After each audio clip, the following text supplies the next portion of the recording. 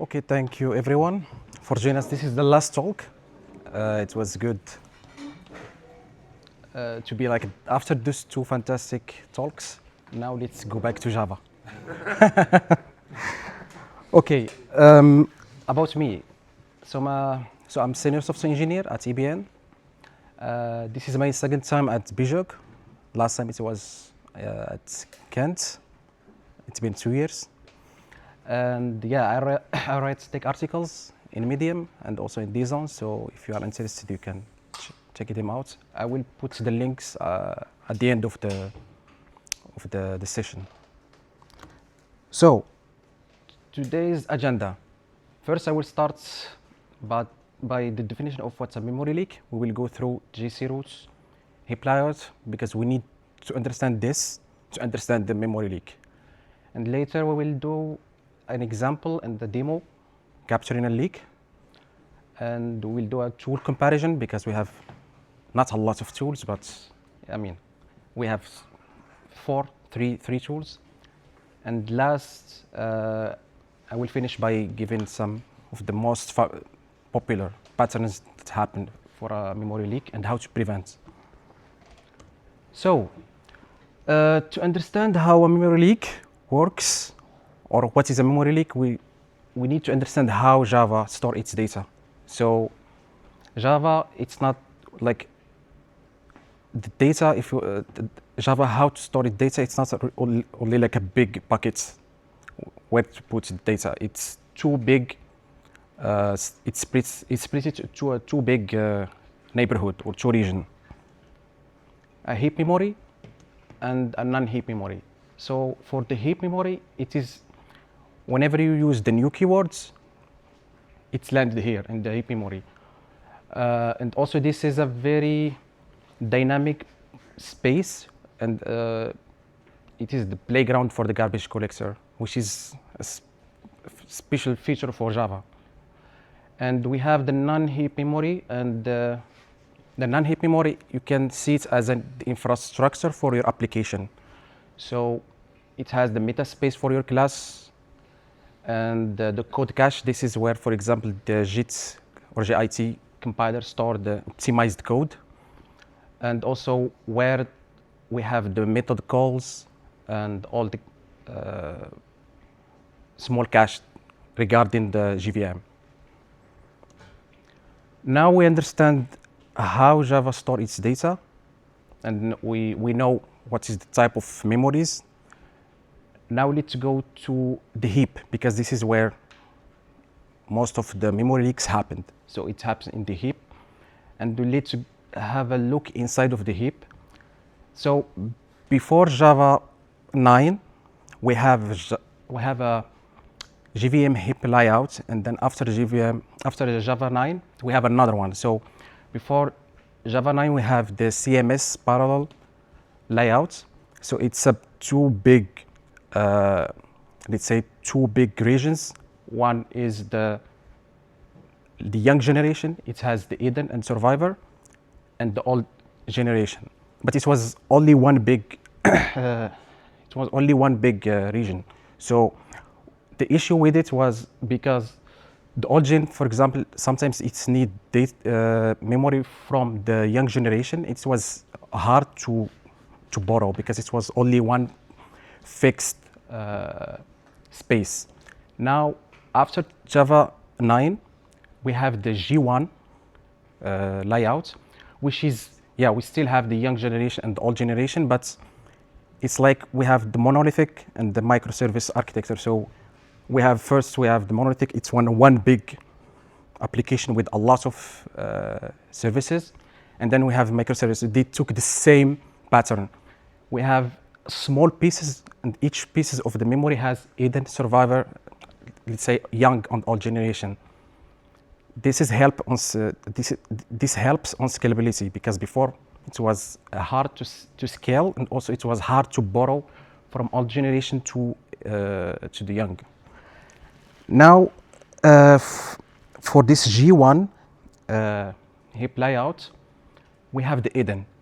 So think of this as a life cycle for an object. So the left, we have the Eden, which is kind of the nursery. So whenever you create a new object, it's land on the Eden. And usually this is a very dynamic for the garbage collector because most of the objects, they are short-lived. So they start, they do their job and they die. And if they survive few rounds of garbage collector, this is why it's called survivor. So if they survive the few rounds of garbage collector, they are promoted to the survivor space. And after that, for the survivor, if it's in the survivor, that's proven that it's still useful for the application. And after that, this is like the most important part because this is where most of the memory leaks happened in the old generation. So if the object is still useful, then it goes to the old generation.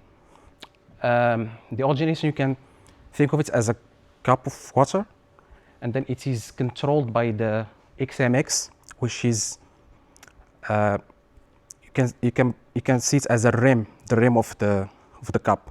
So you put water, so you pour the water, and if you put more water, then it pulls out. So this is why this heap had this XMX ceiling. So it's controlled how much space you want to give to the heap because you can't give like a limited space for the old generation. And yeah, I put the meta space even if it's from the non-heap memory, but yeah, I just want to put it there because for JDK, for Java 25, there is a specific thing that's happened is there is no hard limit. So it doesn't have a limit as the old generation, which is controlled by the XMX. So this is like the new thing that happens for JDK 25. And here we can see in this picture where the memory leaks happen. So it happens in this part, which is the old generation. And now if you put every piece from the previous slide and this slide, a memory leak happens when you have objects which is still useful, but they are logically, or let's say from a business perspective, they are dead. So they are still useful technically for the application because they are referenced objects, but logically we are not using it. Now this is the heart of the problem. So this is the GC roots. Now we know how Java stored its data and the architecture of the memory. Now, maybe someone will ask, why just doesn't the garbage collector why just clean everything and we're good? But this is not how it works for Java. So most of the developers think that for the garbage collector, it works like we have a reference data. So the garbage collector collects, let's say, the dead objects. So it collects everything and we're done. But no, the garbage collector doesn't work like that. It works using what's called the reachability analysis. So if I want to explain this, you can think of it as the garbage collector as a gardener, and we have the objects as the plants. So usually what people thinks that the gardener use the gardener, which is the garbage collector, pull out all the plants, or let's say the dead plants, and that's all. But the garbage collector for Java is very smart because there is some plants which is still useful, but only, for example, the leaves. Some of the leaves are dead, not all the leaves. So what the garbage collector do is it goes from the roots for each plant and check where is the dead branch, where is the dead leaf. So it's a very smart way. Instead of, oh, this is a plant with dead leaf, then let's pull out. So it's very smart, and this is why I put it like this. It's not pulling all the dead objects, which is we call it the garbage collector is taking the reference objects and it's removed it. No, it's used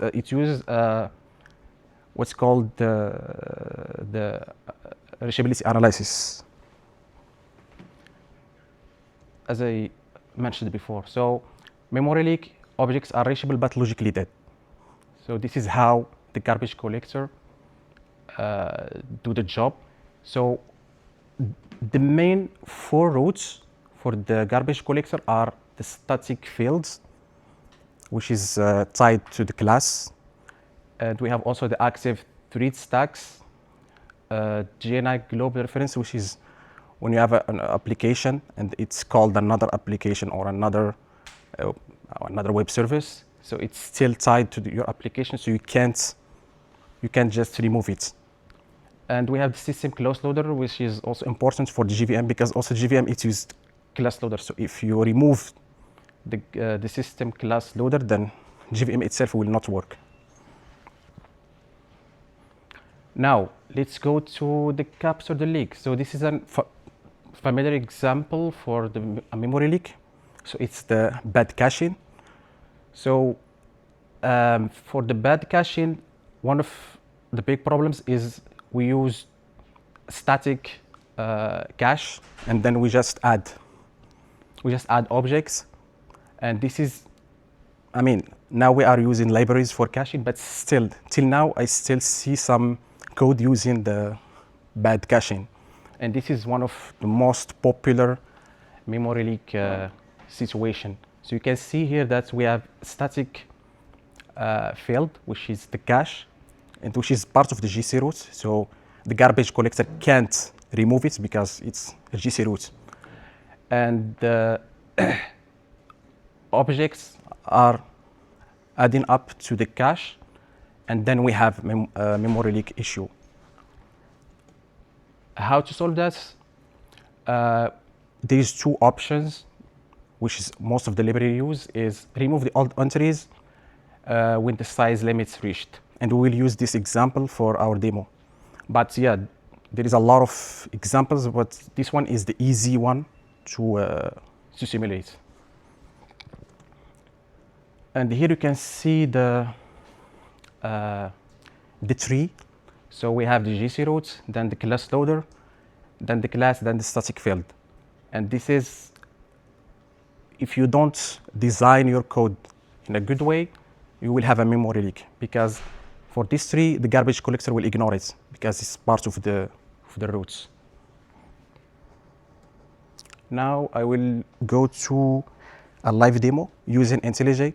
So there is, as I said before, 3 or 4 tools, but for this live demo, I will use IntelliJ.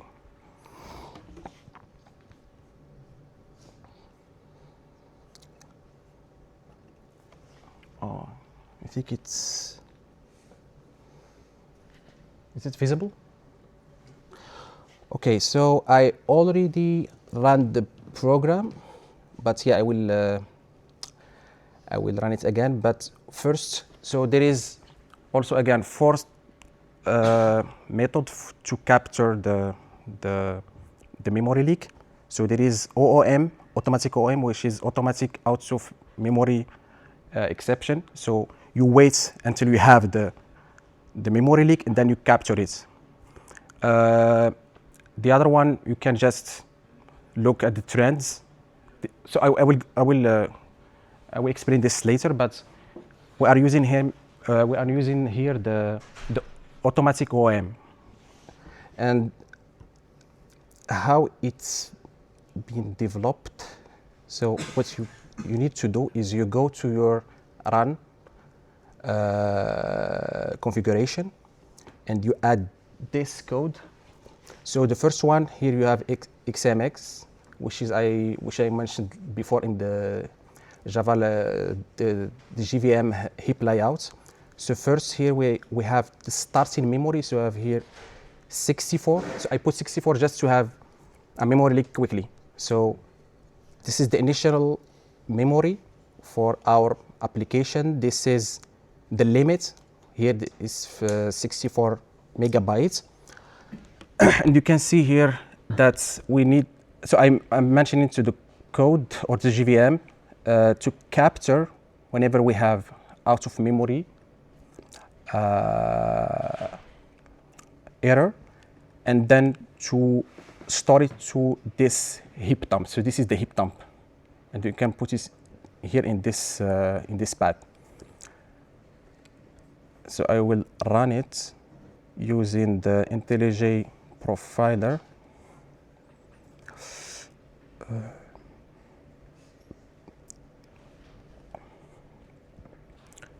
So as you can see here, the heap memory failed quickly, and we have here dumping to heap dump. So here it says enable to create because I already created. So whenever you have a heap dump, when you try to create another one, it will say it's enabled to create it. And we have here the heap dump. But before going to the heap dump, in IntelliJ, it's used a mixed way. So it's used GFR, which is the Java Recorder Flights, plus its own heap dump analyzer. So why they are using both? Because you can see the GFR as a CCTV camera. So you see what's happening, but you don't know who did. So you don't have a clear picture of the murder. So this is why the GFR is very good, because you see what's happened, and then later we capture, oh, this is the murder, and then we have like a clear picture definition. So let's go to the GFR. Yes, not this one.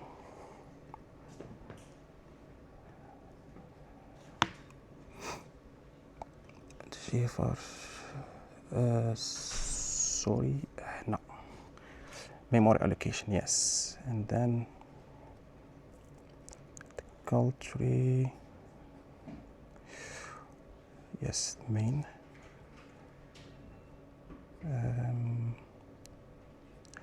I don't know why it's not visible here. Okay, let's go to the old one. Total time, memory allocation.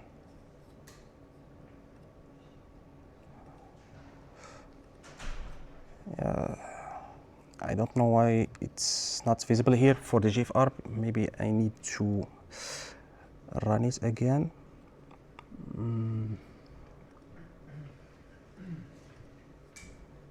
So this is the leak. Yes, and we need a CPU event.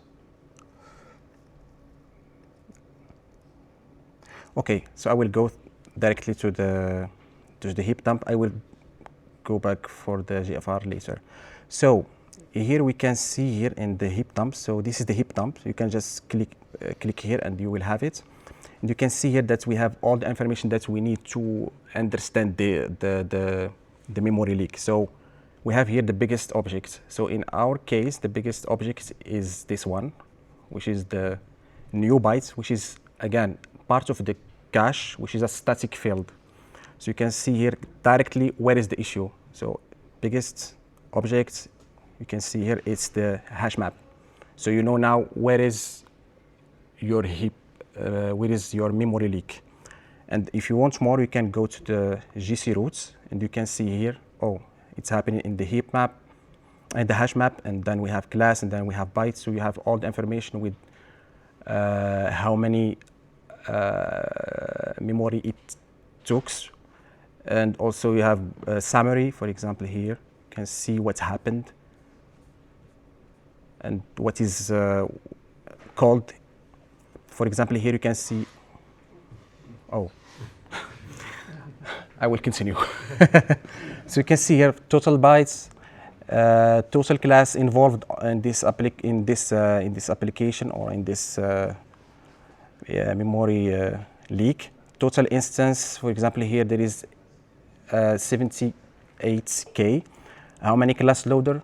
How many GC roots involved? So here it's 1,000, which is a typical number. So it's not a big number.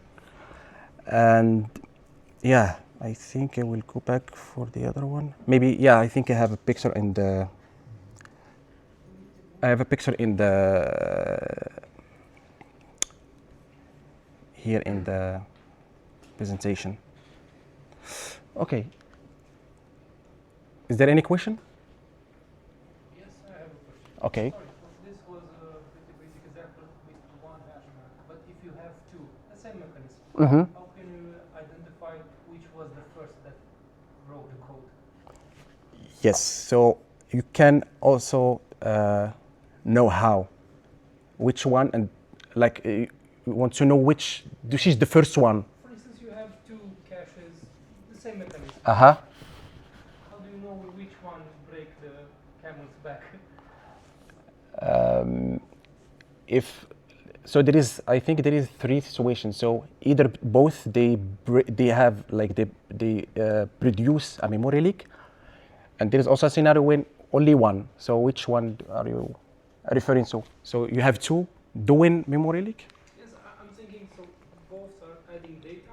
And So both they are producing memory leak. Yes. So if in this case you will have like both here in the, let me go back to the heap dumps. So you will have it here. So so you can see here we have hash map, which is like in our case we have one, but if you have two and they are doing the same thing, so you will see here two, and each one of them has its own let's say reference, so you will know which one. I don't know if you. Yeah, but how can you map the reference to the source code? Okay, this is a good question. I think let me check. Yeah, this is a good good song.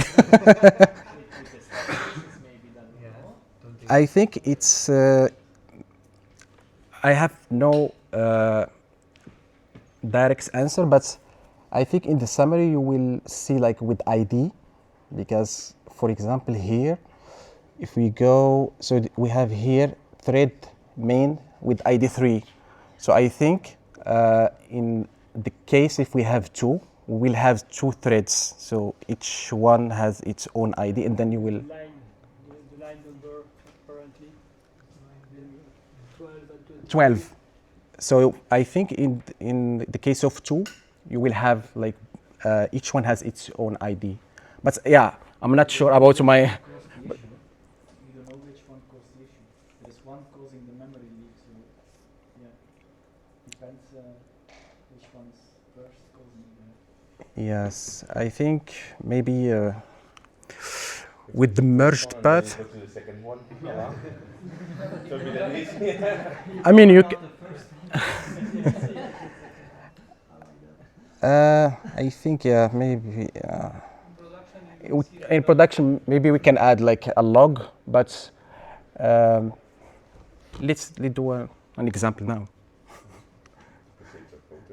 Yeah, yeah, cache two, easily, and here we can just duplicate, and we'll see what's happened. So cache two,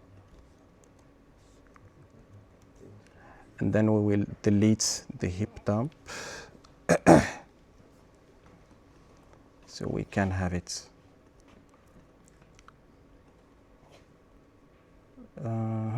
Leak. Now let's go to our heap dump.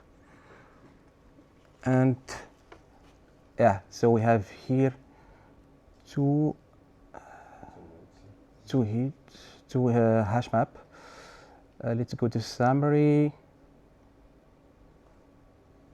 So this is hash map.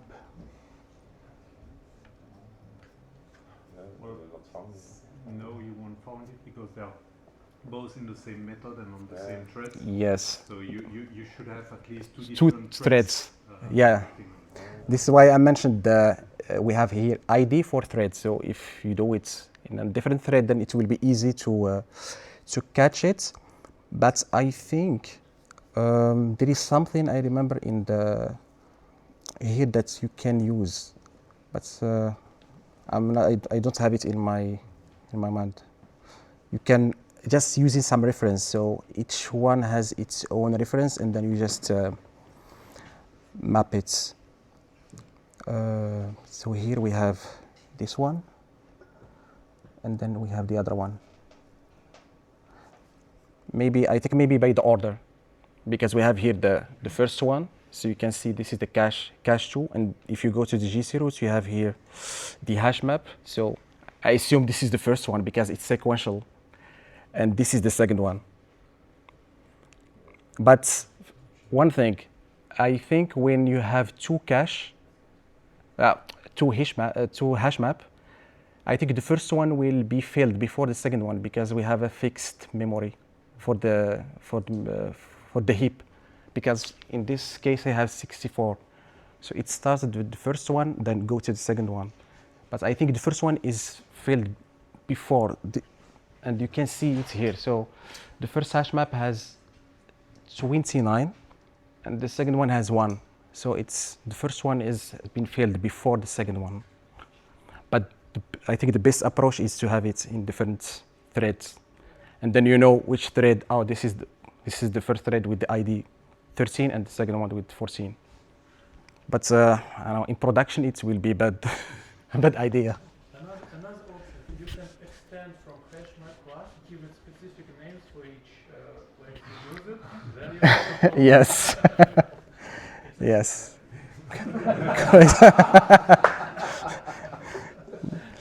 Yeah. I think. Okay. Let's go back.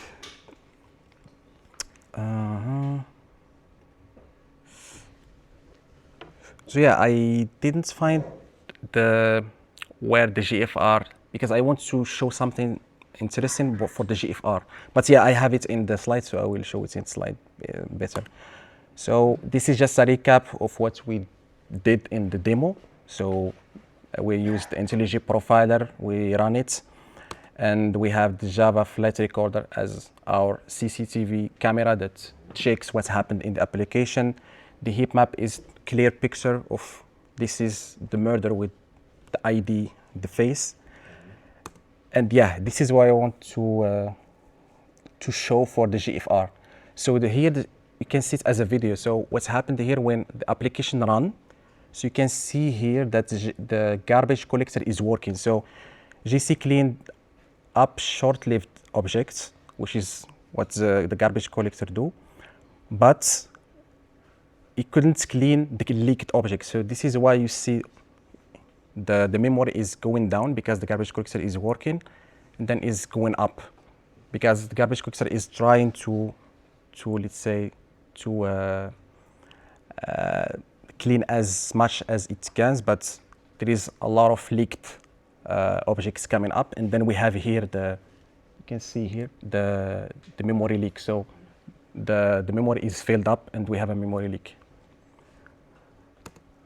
Here you can see also the heap dump, which is used in our case to with the IntelliJ. Now let's go back to the 4 ways to capture a heap dump. So what we did now is we used on OM automatic. So we used this commands, or not commands, but arguments.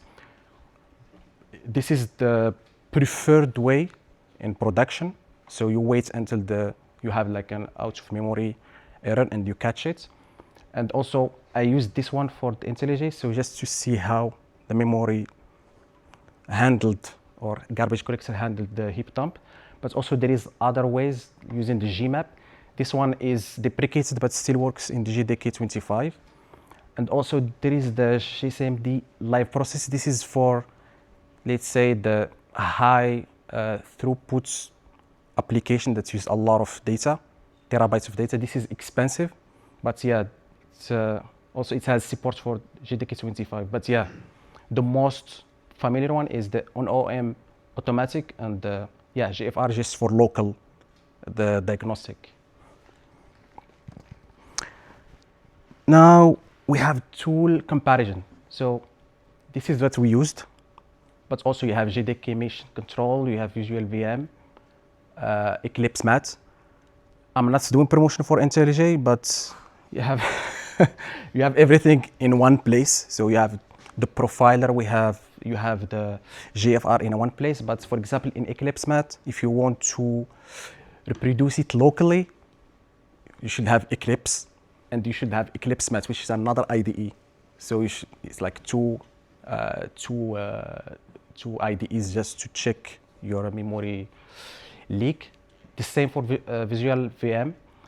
Visual VM and JDK Mission Control is one, but they are bits, let's say, not easy to work with because of the old legacy interface. So now, like the most popular one is Eclipse Mat and the IntelliJ Profiler, and you can see here the features and the limits. So, for example, for the heap size, you will find issues with Visual VM if it's more than 8 gigabytes, but you don't have this issue with Eclipse or IntelliJ Profiler. Now, the last part. So the leak patterns, like what is the most pattern that you will find for a memory leak in production and how to fix it. So till now, still the static field is one of the most popular memory leak pattern, and also we have thread local. So this one, I had it in production, so I have an experience with this one. So the issue was with using micrometer for tracing. So in our projects we have Kafka, so we are tracing our events inside threads, but in some places we didn't clear up the context. So we didn't know we have a memory leak, but we didn't know where. So we used the same thing. So we had heap dumps, and we checked which is the object that has the biggest memory. And yeah, it's still, for me, still static fields and thread local are the most producer for memory leaks. And if you want to fix it, just for cache, it's easy. Just use a library which has already the base code practice. Delete the old entries, and you are good. And for thread local, just clear it. So if you have a thread local, you put, for example, your logic, and then, as it's mentioned here, do work, but at the end you should remove, so you don't have a memory leak. And for the most curious people, if you want to know more how the garbage collector works and what is the plans for Java 26, you can check this GAP. They are really technical, but they are interesting to read. And yeah, there is also an interesting articles from Datadog about Java garbage collector. So yeah, and if you have any questions, you can connect with me, and you can also check my Medium articles. Thank you.